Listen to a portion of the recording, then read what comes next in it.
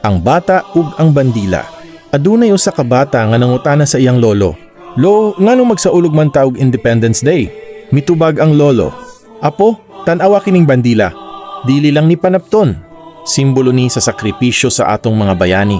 Kaniadto, daghang Pilipino ang niantos, nakigbisog ug bisan nagtahan sa ilang kinabuhi aron makabatunta sa kagawasan nga atong natagamtaman karon." Nihunong kadiyot ang lolo ug miingon, "Apan apo, ang tinuod nga kagawasan dili lang gikan sa langyaw nga mananakop. Kinahanglan usab nga gawas nun ta gikan sa korupsyon, pagpanikas o pagkawalay pagtagad sa isig katawo."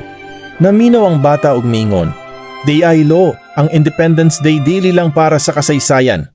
Para pud di ay ni sa atong kaugmaon." Ug mitando ang lolo nga adunay pahiyom. Pamalandong, ang kagawasan nga gibilin sa atong mga bayani usa ka panulundon. Ato kining ampingan pinaagi sa pagkamatarong, pagrespeto ug paghigugma sa atong nasod.